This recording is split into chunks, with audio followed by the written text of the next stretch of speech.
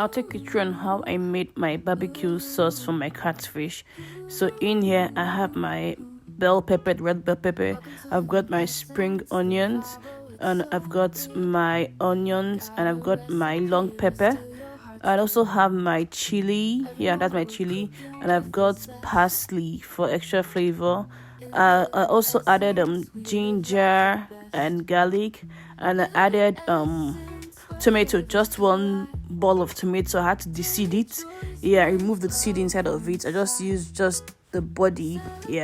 So I'm gonna blend that up together in my blender, not too smooth, not too rough, just in between.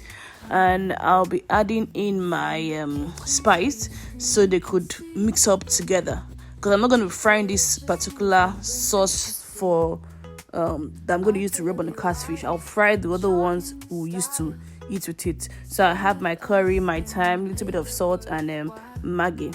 And I'm going to add a little bit of oil. I'm not adding water in it, just oil, granite oil, whatever oil you like. Then I'm going to blend it together for it to mix properly. So when it's blended, I'll pour it into a bowl. And I already cut up my fish. I had to cut it deep so the sauce could enter into it. And thank God they had to open the belly for me when they were trying to clean it up. So that was easy for me. So I rub enough of the sauce in it, especially those parts that has incision. I had to put it deep in so it could really penetrate. But catfish, if you don't spice it up very well, it's not going to come out tasty. It wouldn't be that sweet. So you have to take your time to really rub it. You flip it around.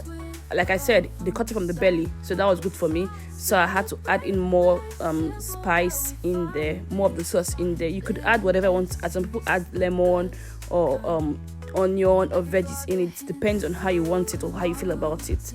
Am I the only one that in their house that don't like catfish? This catfish, I ate it myself and my daughter. My husband is not really a fan of catfish. He likes tilapia or barramundi. But I was craving this, so I had to give myself a treat.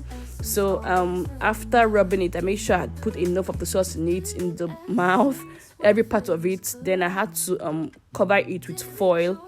I wrapped it up with foil. Before then, my oven is being preheated. I had to turn on my oven a little bit before I put it in. Wrap every part of it, so it could cook in properly. So after that, I put it in my already preheated oven and allow it to cook. I can't really remember how many minutes it stayed, but it didn't last for an hour. So after that, I move on to my veggies. We'll be having this with salad.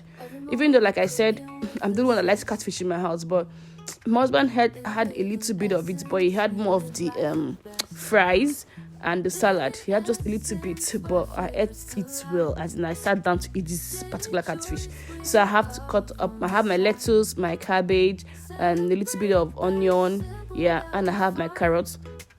So I cut them up together and put it in a bowl, then kept it in the fridge for it to cool while my catfish is being cooked in the oven. So after that, I put it in this thing. After this, I cut up my plantain and my sweet potato. This plantain, I tell you that it's a fresh plantain, but I put it in the freezer and it came out good. Even though when I brought it from the freezer, it was a little bit mushy, but after cutting and put it in the frying pan, it was still strong. It wasn't mushy. It was a good idea. So this is my catfish. I'm checking it up to see if it's cooked. I want it really cooked. So it's cooking, so I have to cover it up back and pop it back in the oven to cook for some more time. So after it's ready, I brought it out, I plated it there. That's my fries, sweet potato, and my plantain, and that's my coleslaw, and that's my sauce and my catfish. Thanks for watching.